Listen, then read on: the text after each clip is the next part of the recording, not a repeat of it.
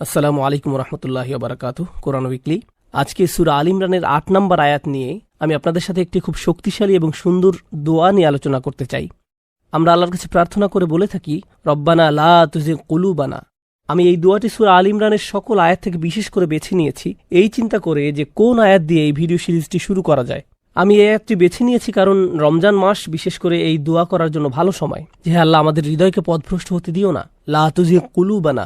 জাগা আরবি শব্দটির অর্থ হলো যখন কোনো কিছু হালকা বেঁকে যায় কিন্তু তা আমরা অনুধাবন করতে পারি না। যেমন তারা এই শব্দটি ব্যবহার করত কবর খননের সময়, যখন কবর খননের কথা থাকে আয়তক্ষেত্রের মতো, কিন্তু অনেকক্ষণ ধরে কবর একাধারে খনন করার কারণে এর চারদিকে আর সরল রেখার মতো থাকে না। যখন খনন শেষ হয় তখন দেখা যায় চারদিকে একটু বাঁকা। এই সমস্যার জন্য একে আরবিতে বলা হয় জাইগ। এখন যদি কোনো মানুষ সোজা পথে যেতে থাকে আর সে না বুঝে ভুল দিকে মোড় নেয় এবং পথভ্রষ্ট হয়ে যায়, তাকে বলা হয় জাইগ। সুতরাং দোয়াটি হলো রব্বানা লা তুজিগ কুলুবানা, আমাদের হৃদয়কে পথভ্রষ্ট হতে দিও না। পথভ্রষ্ট হওয়া মানে এই নয় যে আমরা একেবারে 90 ডিগ্রি বেঁকে যাব, যে আমরা এই দিকে যাওয়ার কথা কিন্তু ওই দিকে চলে গেলাম আর পথ ভুলে গেলাম। আমাদের হৃদয় যখন আল্লাহর সন্নিকটে যায় তখন তা আল্লাহর থেকে ক্ষণিকের মধ্যে দূরে সরে যায় না, সেটা খুব অল্প অল্প অল্প অল্প করে দূরে সরে যায়। এবং তাই আমরা আল্লাহর কাছে নিরাপত্তা চাই, যাতে আমরা আস্তে আস্তে হলেও শেষ পর্যন্ত কোনো উপলব্ধি ছাড়া যেন আল্লাহর থেকে দূরে সরে না যাই। অন্যথায় দেখা যাবে আমাদের উপলব্ধি করার আগেই আমাদের মধ্যে ঈমানের বোধ আর নেই। এই মাসে আমাদের কেউ কেউ আল্লাহর নৈকট্য উপলব্ধি করছি যা আমরা অনেকদিন উপলব্ধি করতে পারি না। এবং আমরা নামাজ পড়ছি, মসজিদে থাকছি, সেখানে চারপাশের মানুষকে দেখছি যাদের মধ্যে কেউ দোয়া করছে, কেউ কাঁদছে, এবং আমরা ওই পরিবেশ থেকে তাদের অনুভূতি বোধ করতে পারছি। কাঁদা শুরু করি যখন নিজে নিজে ভাবি, হে আল্লাহ, যদি আমার মনে এই উপলব্ধি সব সময় থাকতো।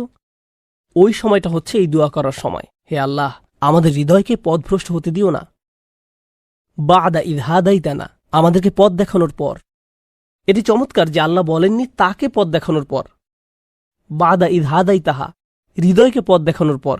তিনি বলেছেন আমাদেরকে পথ দেখানোর পর। এবং এই জন্য যেন আমাদের হৃদয় পথভ্রষ্ট না হয়, তাহলে আমরা আমাদের সম্পূর্ণ সত্তাই যেন সঠিক পথে ধাবিত হতে পারি। খুবই সুন্দর। এই জন্য বলা হচ্ছে রব্বানা লা তুজিগ কুলুবানা বাদা ইয হাদাইতানা ওয়া হাব লানা মিন লাদুনকা রহমা। খুবই শক্তিশালী ভাষা। আল্লাহ বলছেন দান করুন আমাদেরকে হিবা, উপহার। ওয়াহাব মানে হচ্ছে বড় উপহার দেয়া, অনেক বড় উপহার। হে আল্লাহ, আমাদেরকে এই মহান উপহারটি দান করুন, উদারতার উপহার, সেই উপহার যেটা আপনার গোপন সংরক্ষিত জায়গা থেকে আসে। এখানে আমি এই ভাষাটি সতর্কতার সাথে ব্যবহার করছি, কারণ এই শব্দ লাদুন এর মানে আরবিতে শুধু এই নয় যে তোমার কাছে থাকা কোনো বস্তু। এর মানে হচ্ছে তোমার কাছে গোপনে থাকা কোনো বস্তু। আর যখন সেখান থেকে বের করে কাউকে কিছু দেওয়া হয়, এটা হলো হাদা মিন লাদুন্নি। আর যদি আমার কাছে কিছু থাকে, যেমন আমার পকেটে একটা কলম আছে এবং আমি তা তোমাকে দিলাম, এটা আমার পক্ষ থেকে। এবং ইন্দা শব্দটি কোরআনেও ব্যবহার করা হয়েছে। তবে যখন আপনি লাদুন শব্দটি দেখবেন সেটা বিশেষ, এটি সাধারণ নয়, এটি আল্লাহর গোপন করুণা থেকে আসা। অন্যভাবে বললে, যেমন আপনি বলছেন, একটু মনোযোগ দিয়ে শুনুন, যেমন আপনি বলছেন, হে আল্লাহ, আমি তোমার থেকে আগেও মুখ ফিরিয়ে নিয়েছি, অনেকবার আমি আবার তোমার কাছে এসেছি এবং তারপর দূরে সরে গিয়েছি। আমি এই অবস্থা আগেই পার করে এসেছি। এটা আমার জন্য একটা চক্র। এবং যখন আপনি কোনো চক্রে পড়ে যান, আপনি চিন্তা করতে থাকেন এটি আবার হবে। এটাই স্বাভাবিক এবং সেটাই হচ্ছে আল্লাহর কাছে চাওয়ার সময়। ওয়াহাবলানা মিন লাদুনকা রহমা, হে আল্লাহ, তোমার ভান্ডারে নিশ্চয়ই গোপন ক্ষমা আছে যা তুমি আমাকে দেবে এই চক্র থেকে বের হয়ে আসার জন্য। আর তখনই আমি তোমার দিকে ধাবিত হতে পারবো, আমার হৃদয় আর পথভ্রষ্ট হবে না।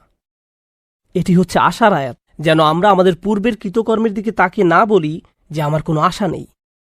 ওয়াহাবলানা মিন লাদুনকা রহমা ইন্নাকা আনতাল ওয়াহ্হাব। শুধু আল ওয়াহিব নয়, আপনি নিঃসন্দেহে উপহার দেওয়ার মালিক, যে অঢেল উপহার দেন এবং বারবার বারবার বারবার দেন। হে আল্লাহ, আমি এই উপহার একবার চাই না।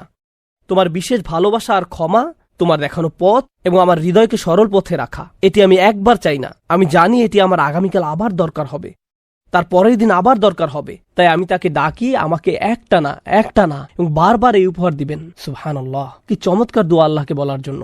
আমরা বলে থাকি যে রমজানের এই আগ্রহ কমে যেতে থাকে রমজান মাসের পর, কিন্তু এটি হচ্ছে এমন একটি দোয়া যা এই উদ্যমকে কমতে দিবে না।